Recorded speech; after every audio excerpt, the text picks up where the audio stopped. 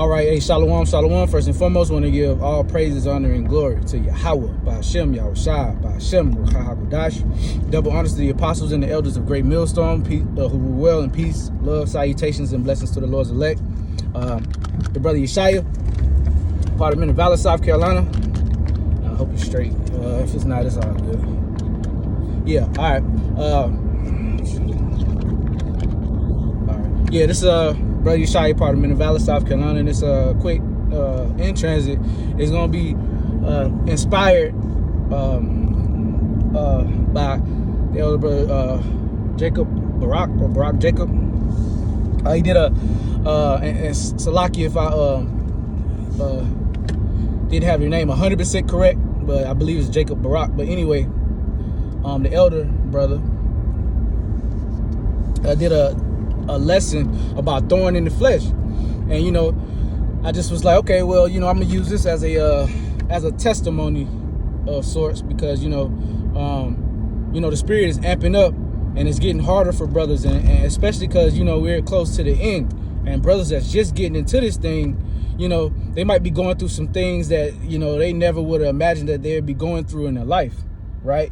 And you know, sometimes it can break you down, all right, and cause you to get weak, because when your body is attacked, then you know, the scriptures say death is better than continual sickness, right? You know, and good health and a state of body above all gold, right? So health is wealth, but sometimes the Lord will jack you up in the flesh to test you.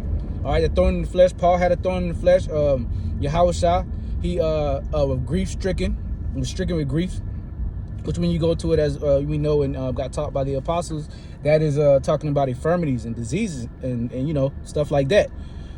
We don't know what he had, but you know, he was suffering, man, and we all suffering too, man. All right, you know, I've been somewhat athletic all my life, and you know, I try to eat healthy and I do stuff, you know, to be healthy, but to be honest, you know, it's a testimony. Yeah, I have infirmities as well. All right, you know, yeah, I have infirmities, man, and I'm not gonna say my infirmities because, you know, that, but since it's a testimony, I will go through some infirmities that I've been through in the truth, and maybe it's uplifting to brothers, you know, because, you know, sometimes when you go through stuff and you don't want to be a burden to brothers, then you won't tell them that you're going through it. But, you know, we're supposed to lean on the brothers, and it says, think not as in 2 Peter's, I believe, or 1 Peter, think not as strange the fiery trial which is to try you as if some strange thing has happened to you. All right.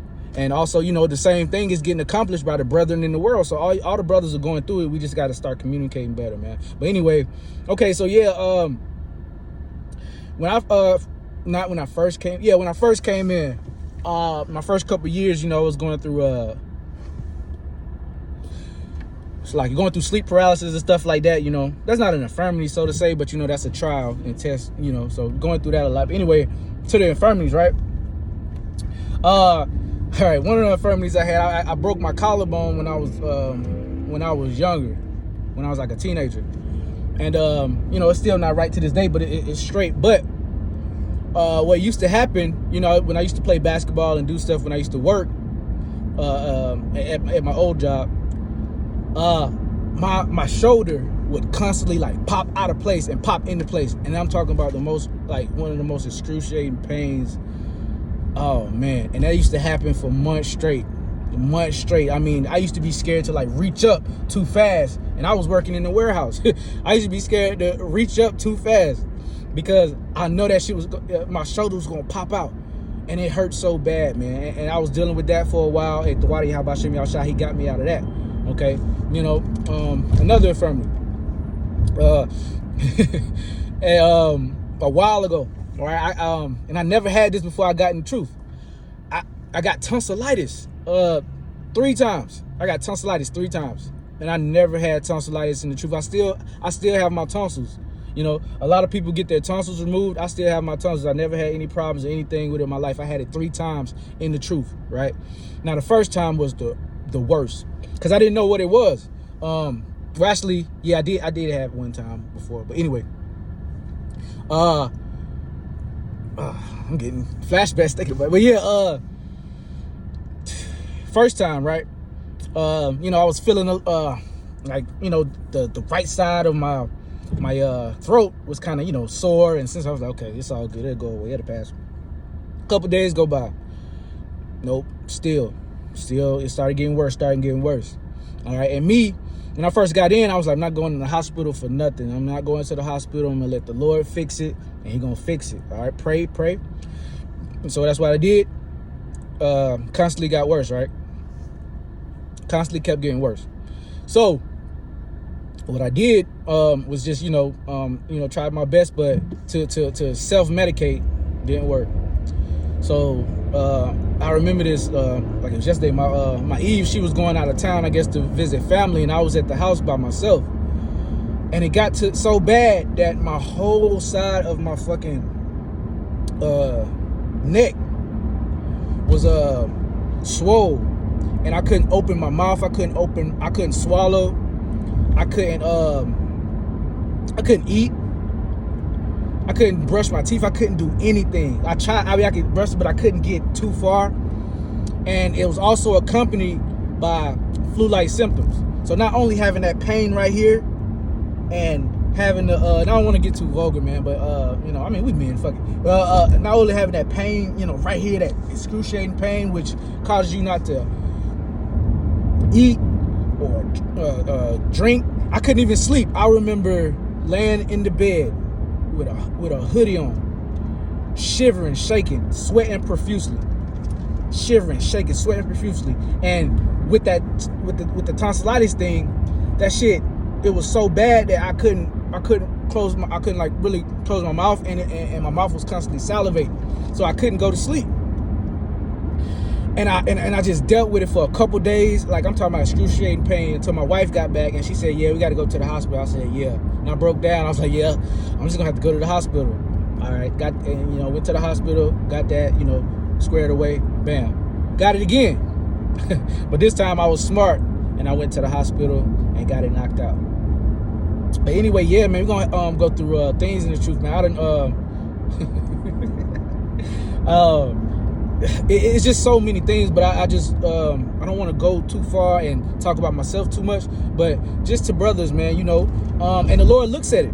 The Lord looks at how you're gonna get through it. And say if I was a bitch ass nigga, or say if we was bitch ass niggas, at any type of infirmity that we get, we're like, oh no, and attribute it to the truth. Oh no, I gotta get up out of here. This ain't right. Nah. That's the Lord strengthening us, man.